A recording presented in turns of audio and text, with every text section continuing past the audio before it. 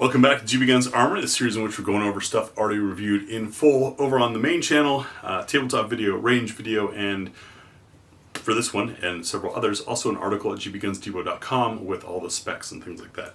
Today we've got the Canik METE MC9. This one, and more importantly the comparison contrast video that Tia and I did with the TP9 SC, brought about the idea that it's kind of just an updated subcompact, not necessarily a micro compact.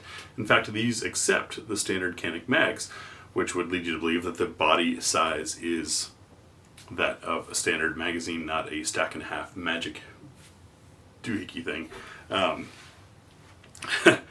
Regardless of that, the fit on this and the contours, the way that they changed the grip, the update to the METE line really made this thing shoot nicely and feel great in the hand. In fact, Tia loved it so much that she got one for herself, and that became her carry gun. I was impressed with it. The pinky rest mag helps me, but still doesn't quite get me all the way on. I get like 2.5 fingers on there. But it's of the micro compact size guns slash subcompact, one of the best that we've shot. Really enjoyed it. Found the trigger to be good. Light, crisp. Is it too light for carry? Maybe. I think that depends on how much training and discipline you have, but the length of pull, the initial take up to it, is plenty long. So it's not like it's a hair trigger waiting to just go off the first time it gets bumped. And that, I think, makes it okay for carry, especially if you're more of a connoisseur and have spent a lot of training and understand trigger finger discipline.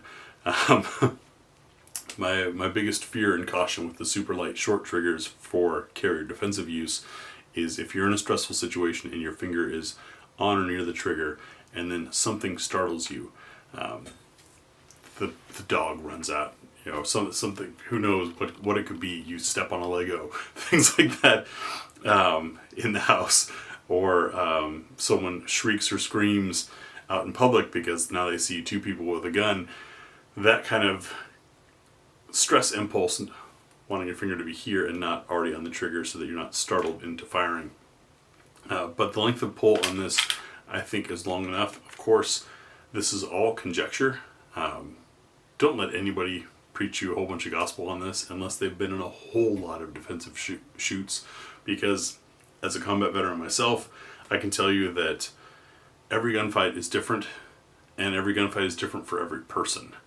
So while we love to armchair quarterback theorize about things and what would work for us and what wouldn't, we really won't know. And even if you've been through stuff before, you only have that instance and your recollection or your memory of it to steer, which, I mean, I was on a 4-man team in Afghanistan, and after the fight, all 4 of us had a different story of what the fight was, because for us as individuals it was different. Also the way the mind works and records things and doesn't record things.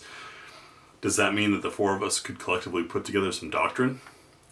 Maybe some good ideas, maybe some concepts, but that only applied to where we were at that time with those specific bad guys.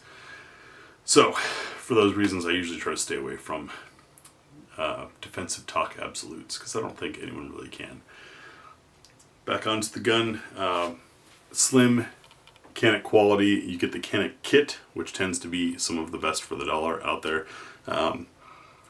It's a nice pistol. I heard some reports of people having issues. Anytime I hear malfunction reports or lore of that, I've come to take it with a grain of salt, and that's because more than once there's been one person have some type of experience. We don't know their background, we don't know if they knew what they were doing or not, but they put it up on, say, a forum or something like that, and then someone else says, oh I heard, and then oh I heard, and then oh yeah I heard about that too, and it could all be stemming from this one instance. But through the powers of the internet, it becomes now that every one of those particular makes and models has that same malfunction. I've not had issues with this. Tia hasn't had issues with hers. So maybe it comes down to skill and understanding the firearm.